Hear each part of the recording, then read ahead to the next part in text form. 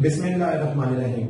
आज का जो हमारा लेक्चर है वो एंट्री टेस्ट के हवाले से, कोई भी एंट्री टेस्ट हो, आइदर वो सीएसएस का हो या पीएमएस का हो, कोई भी जनरल नॉलेज का पेपर जब आता है तो उसके अंदर जो मोस्ट इंपॉर्टेंट एमसीक्यूज और बहुत बड़ी तादाद में एमसीक्यूज आते हैं वो बेसिकली आज के इस लेक्चर में हम कवर करेंगे। हमने इस लेक्चर को किस तरह से कवर करना है, गौर करें। इस लेक्चर का जो नाम है वो है यूनाइटेड नेशंस ऑर्गेनाइजेशन, जिसको हम एब्रिविएट करके यूएन या यूएनओ बोलते हैं। तो गौर करें हमने इसको कैसे रीड करना है। इस यूएन की बेसिकली 6 पार्ट्स हैं या 6 पिलर्स हैं। अगर आप उनके नाम देखें, सबसे पहले आती है जनरल असेंबली, जिसको हम एब्रिविएट करके यूनाइटेड नेशन जनरल असेंबली या ऊंगा बोलते हैं। सेकंड इसका जो पिलर है वो है इसका सेक्रेटेरिएट, उसकी इंफॉर्मेशन। फिर आती है सिक्योरिटी काउंसिल यानी यूएनएससी। फिर आता है international court of justice ICJ. Then आता है ट्रस्टीशिप काउंसिल और लास्ट में economic and social council. Basically UN के 6 पिलर्स हैं जिनके ऊपर हर तरह के एमसीक्यू हमने इस लेक्चर में कवर करना है। तो सबसे पहले हम देखते हैं यूएन की कुछ जनरल इंफॉर्मेशन। तो अगर आप गौर करें, इसकी जो एस्टेब्लिशमेंट होती है वो इसकी होती है 24 अक्टूबर 1945। यूएन डे के हवाले से मशहूर है क्योंकि इस डेट को यूएन बना था। अब बेसिकली यूएन जो है वो सारी दुनिया के कंट्रीज के लिए बना है और ये सारी दुनिया के जो फैसले हैं सारी दुनिया के कंट्रीज के, बेसिकली ये उसमें इसका काफी इंपॉर्टेंट रोल है। इसके अलावा यूएन को बहुत ज्यादा अहमियत हासिल है पूरी दुनिया के अंदर और इसके मेंबर कंट्रीज की भी तादाद तकरीबन जितने दुनिया में कंट्रीज हैं उसके करीब है। तो अभी हम देखते हैं इसके अंदर कौन कौन से एमसीक्यूज आते हैं। सबसे पहले अगर आप देखें कि यूएन की जो डिक्लेरेशन हुई है उसको 24 कंट्रीज ने साइन किया था 1 जनवरी 1942 को। ये जो यूएन डिक्लेरेशन साइन हुई है इसको साइन करने वाले कौन थे? President Roosevelt of USA, prime minister Winston Churchill of Britain, Maxim Litvinov of Russia, TV Soong of China. ये जो 4 लोग हैं इन्होंने इस यूएन डिक्लेरेशन को साइन किया। किस जगह पर? In San Francisco conference. और वो अडॉप्ट करती है यूएन चार्टर जिसके ऊपर टोटल साइन है 50 नेशंस के। अब आप गौर करें हमने एमसीक्यूज किस तरह से कवर करने हैं। आपको कोई भी नाम आ सकता है, इसके चार्टर के ऊपर जो साइन है वो आ सकते हैं, कॉन्फ्रेंस कहां हुई थी वो आ सकता है। तो गौर करें हमारी हर एक चीज जो है वो एक एमसीक्यूज बनती है। तो आपने इस लेक्चर को बहुत ध्यान से नोट करना है। नेक्स्ट अगर आप देखें इसके मेंबर कंट्रीज, क्योंकि हमने कहा था ये पूरी दुनिया के लिए है, तो 193 इसके मेंबर कंट्रीज हैं और इसमें ऑब्जर्वर स्टेटस की भी 2 कंट्रीज हैं जिनमें एक वेटिकन सिटी और एक पैलेस्टीन है। ये 2 ऑब्जर्वर हैं। इसके बाद अगर गौर करें रिसेंटली ज्वाइन किया है यूएन को किसने? साउथ सुडान 2011 के अंदर। अच्छा आगे देखें चार्टर ऑफ यूएन जो है इसके टोटल आर्टिकल्स कितने हैं? 111 यानी 111 111 इसके आर्टिकल्स हैं और इस चार्टर ऑफ यूएन को साइन किया गया 26 जून 1945 को। अगली इंफॉर्मेशन देखें, इसके जो फर्स्ट सेक्रेटरी जनरल थे एशिया में, यानी जो कॉन्टिनेंट एशिया है, इस एशिया के भी फर्स्ट सेक्रेटरी जनरल जो अपॉइंट हुए थे यूएन के लिए, उनका नाम था यूथ हैंड। इसके बाद जो सेकंड सेक्रेटरी जनरल थे एशिया के, उनका नाम था बैंकी। लेकिन उनका ऑर्डर क्या था? ये एशिया के लिहाज से सेकंड, लेकिन वैसे उनका ऑर्डर नंबर 8 है, ये जो बैंकी है। इसके बाद आते हैं एंटोनियो गुटेरेस, इनका ऑर्डर था 9th। ये सारे बेसिकली एमसीक्यूज है कि किसका कौन सा नंबर ऑर्डर था। इसके बाद गौर करें 2 इंफॉर्मेशन है बहुत इंपॉर्टेंट। सबसे ज्यादा जो यूएन को कंट्रीब्यूट करता है बजट में, first largest UN budget contributor वो है यूएस यानी यूनाइटेड स्टेट्स ऑफ अमेरिका, और second largest UN budget contributor है जापान। गौर करें इन यूएन को जो बजट की ऑफर करती है कंट्रीज, उनमें सबसे पहले यूएसए है और देन जापान है। आगे मजीद इंफॉर्मेशन देखते हैं यूएन के हवाले से। यूएन का जो फ्लैग है उसका कलर है व्हाइट प्लस ब्लू, 2 कलर होते हैं। और इस फ्लैग को डिजाइन बाय डोनाल्ड मैकलॉलिन, इस बंदे ने इसको डिजाइन किया था फ्लैग को। कब? 7 दिसंबर 1946 को। गौर करें हर चीज का एक एमसीक्यू जनरेट होता है। फिर यूएन का जो लोगो जनरेट किया था या डिजाइन किया था उस पर्सन का नाम था ओलिवर लिंकन लैंडक्विस्ट, ये इसका नाम था। जिसने उसका लोगो डिजाइन किया था। फिर आता है फोररनर ऑफ यूएन, ये क्या है, इसकी लीग ऑफ नेशंस। इसके बाद कुछ और इंपॉर्टेंट एमसीक्यूज गौर करें। यूएन क्योंकि पूरी दुनिया के लिए बनाई गई है, इसकी ऑफिशियल लैंग्वेजेस की तादाद है 6। मतलब वैसे तो नॉर्मली कोई भी अगर ऑर्गेनाइजेशन है उसकी एक ही ऑफिशियल लैंग्वेज हो सकती है, लेकिन यूएन क्योंकि पूरी दुनिया को कवर कर रहा है, इसके लिए जो है वो यूएन की ऑफिशियल लैंग्वेजेस की तादाद है 6, जैसा कि Arabic, English, Chinese, Russian, French and Spanish. ये 6 लैंग्वेजेस हैं जो यूएन की ऑफिशियल लैंग्वेजेस हैं। ये एमसीक्यूज आ सकता है। इसके बाद देखें, जो इसके यूएस प्रेसिडेंट थे 32nd नंबर पे, जिनका नाम था फ्रैंकलिन डी रोजवेल्ट, उन्होंने ये टर्म को कॉइन किया था। कौन सी टर्म? यूएन। ये यूएन उन्होंने सजेस्ट की थी, कॉइन की थी। कब? 1 जनवरी 1942। यानी यूएन के ऊपर जो जेनेरिक सी इंफॉर्मेशन है वो हमने इस लेक्चर में अभी तक रीड की है। अब हम चलते हैं, इसके जो मेन टॉपिक है वो इसके 6 कंपोनेंट्स हमने पढ़े हैं, यानी 6 इसके पिलर्स हैं। जब हम यूनाइटेड नेशंस की बात करते हैं तो यूनाइटेड नेशंस का मतलब जस्ट यूनाइटेड नेशन नहीं होता, बल्कि इसके अंदर जनरल असेंबली भी आती है, इसमें सेक्रेटेरिएट भी आता है, इसकी यूनाइटेड नेशन की सिक्योरिटी काउंसिल भी आती है, इंटरनेशनल कोर्ट ऑफ जस्टिस भी आएगी, उसके बाद ट्रस्टीशिप काउंसिल भी आती है, और लास्ट में इकोनॉमिक एंड सोशल काउंसिल आती है। तो गौर करें, ये 6 पिलर्स हैं, इनको मिलाकर यूनाइटेड नेशन का जो पूरा टॉपिक है वो कंप्लीट होता है। तो अब हम बारी बारी देखते हैं कि हर एक कंपोनेंट के ऊपर कितनी कितनी इंफॉर्मेशन जो है वो एग्जाम के अंदर पूछी जाती है, वो एग्जाम कोई भी हो। तो सबसे पहले हम बात करते हैं ओंगा, यानी यूनाइटेड नेशन जनरल असेंबली। इसकी बुनियाद रखी गई थी 1945 के अंदर। इसका जो हेडक्वार्टर है वो न्यूयॉर्क यानी यूनाइटेड स्टेट्स ऑफ अमेरिका में है। अब इसमें कोई भी मैटर जो ओंगा में आएगा, यूनाइटेड नेशन जनरल असेंबली के अंदर जो भी मैटर आता है उसको पास करने के लिए जो वोट चाहिए था वो 2/3 है। मतलब अगर 2/3 मेजोरिटी उसको पास करेगी तो वो मैटर पास होगा। इसके बाद हर कंट्री की जो रिप्रेजेंटेशन है वो 5 दी गई है इसके अंदर।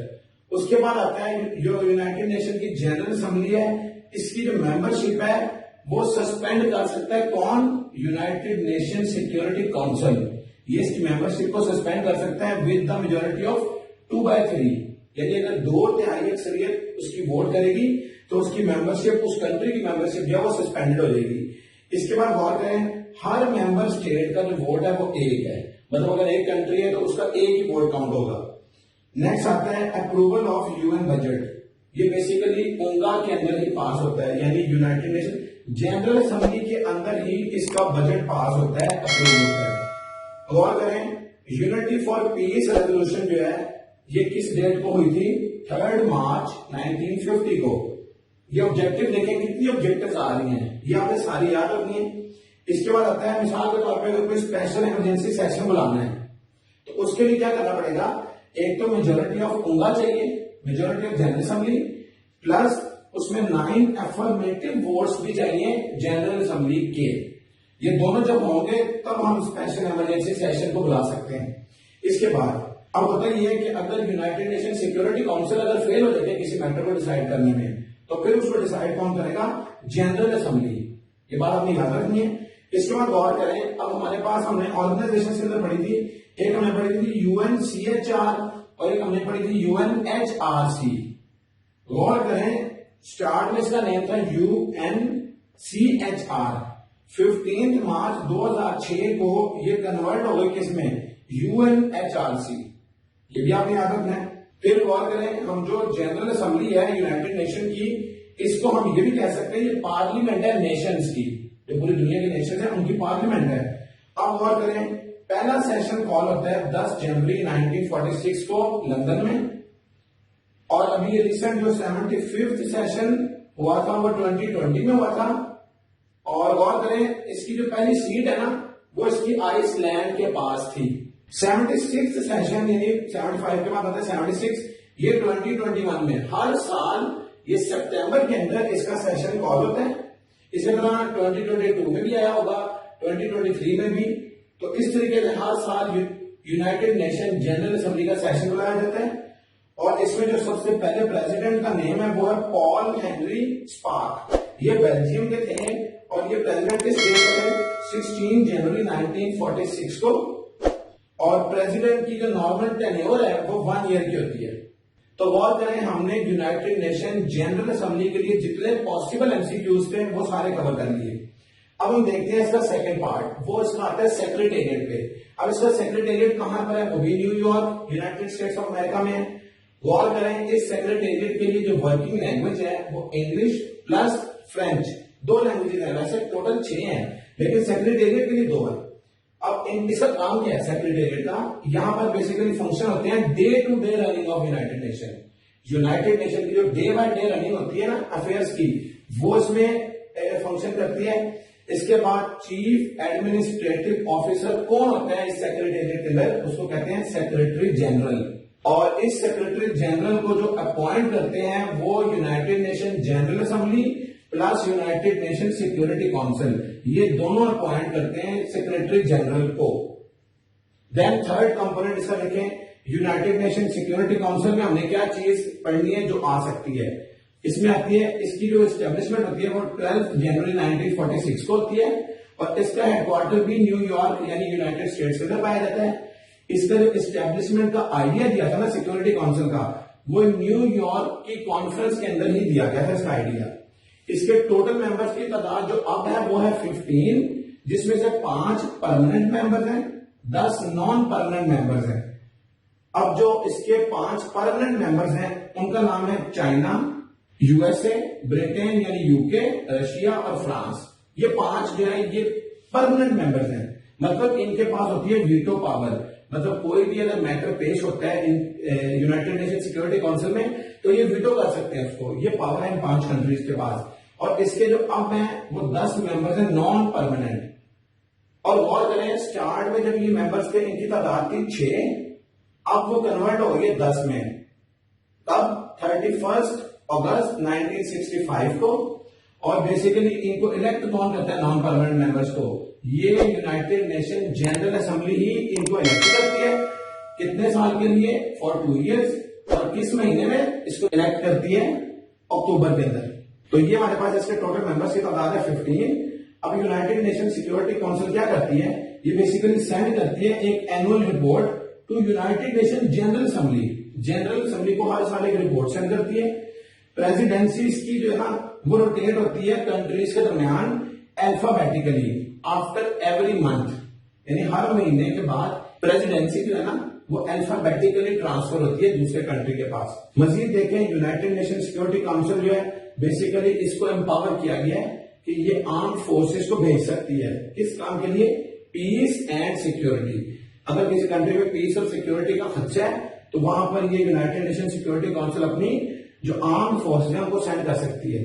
और गौर करें, जो नॉन परमानेंट मेंबर हमने 10 देखे हैं, उनकी तादाद किस तरीके से है, अफ्रीकन एंड एशियन स्टेट्स 5 हैं इसके अंदर, ईस्टर्न यूरोप में से 1, लैटिन या साउथ अमेरिका में से 2 और वेस्टर्न यूरोप एंड अदर्स में से 2।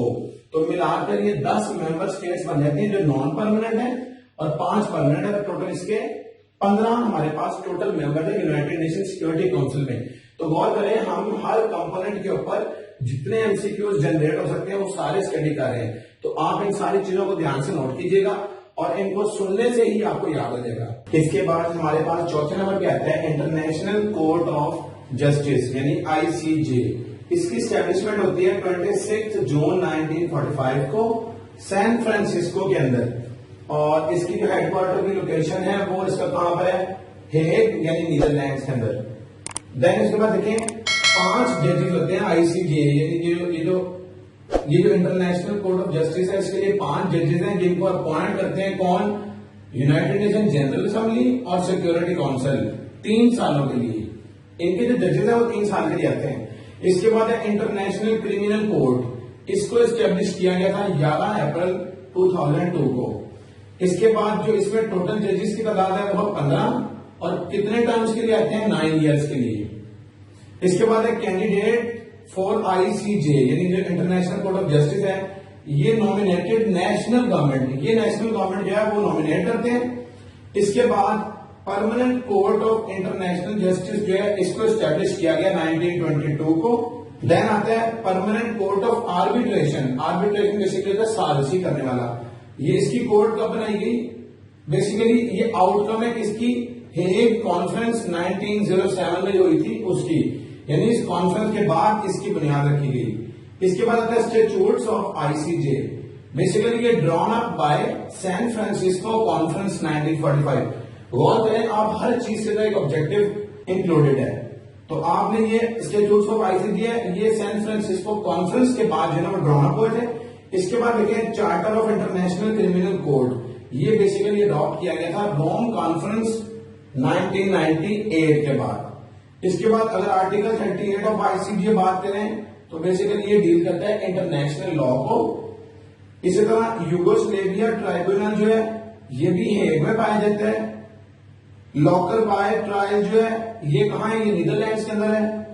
ऑफिशियल लैंग्वेज बेसिकली जैसे हमारे पास यूएन सेक्रेटेरिएट की थी वैसे ही फ्रेंच और इंग्लिश इसकी भी आईसीजे की भी ऑफिशियल लैंग्वेजेस है। देन इसके बाद फिफ्थ पार्ट आता है ट्रस्टीशिप काउंसिल, इसकी बुनियाद रखी गई 1945 में, इसका हेडक्वार्टर है न्यूयॉर्क में। देन इसके जो मेंबर की तादाद है वो 5 है permanent members, basically D functional organ है। इसके बाद हर मेंबर जो है उसका एक वोट होता है।